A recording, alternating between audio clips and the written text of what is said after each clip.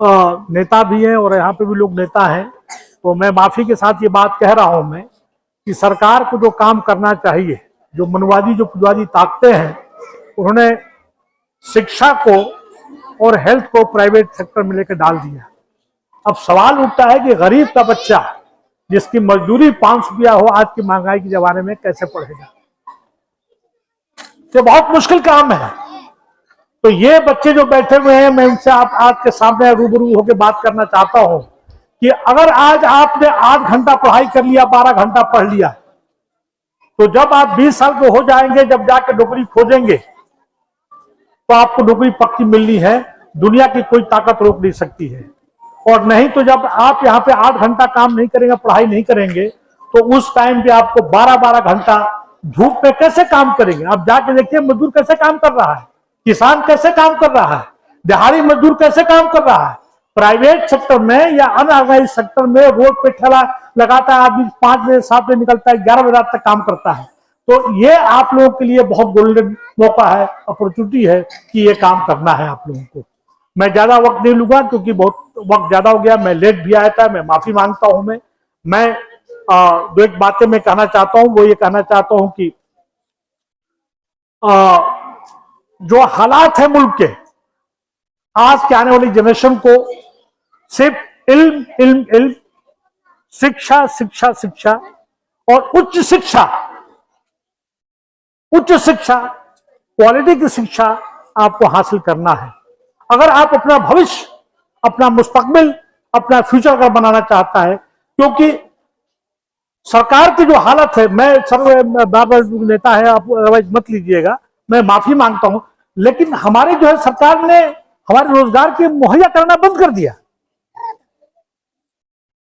हर घर के सामने आदमी जो है अपना ठेला लगाए हुए है, हर आदमी ड्राइवर है। किसान हमारा आज बहुत परेशान है।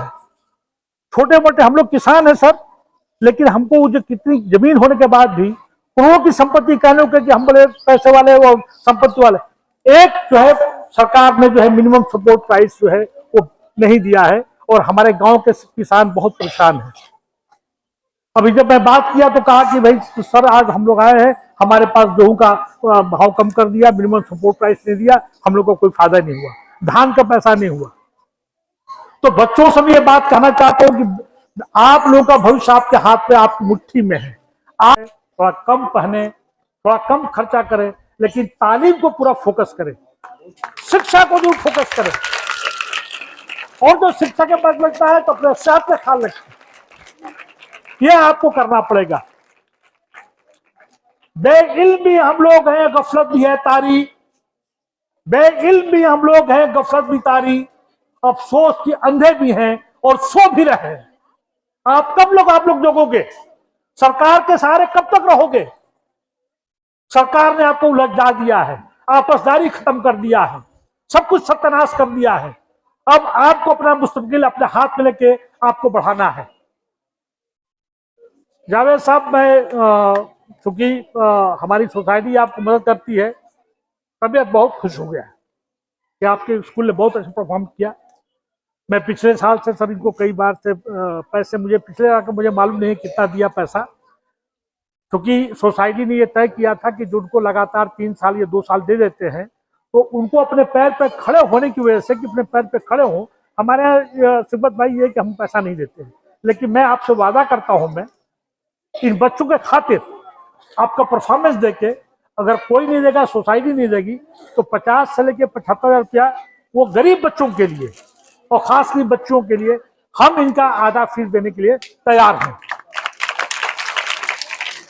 50 से लेकर 75,000 रुपया जो है मैं अनाउंस कर रहा हूं। मैं आप जल्दी से जल्दी आप जो है जून से पहले भेज दीजिए। अगर हमारी सोसाइटी अगर आपको नहीं देगी तो मैं कहीं से अपने इंतजाम करके आपको दूंगा। मैं एक शर्त यह कि आप इसकी बच्चों की स्ट्रेंथ बढ़ाइए और वो बच्चों को आप रिकमेंड कीजिएगा जो आपका स्टाफ है, अगर प्रिंसिपल साहब आप है, स्टाफ लोग सुन रहे हो, वो बच्चे होने चाहिए। अच्छा, उसमें किसी तरह का धर्म का, जात का कोई तफरीक नहीं होना चाहिए। कोशिश कीजिए कि वो गरीब से गरीब बच्चा हो। हमें चाहिए हरिजन, हमें चाहिए आदिवासी, हमें चाहिए दलित, चाहिए ओबीसी चाहिए, और जो खराज जकात का मुस्तहिक हो, उसके पास बीपीएल कार्ड हो, गरीबी रेखा की लाइन, और नहीं तो आर्फन हो। ये मेरा आपसे वादा है।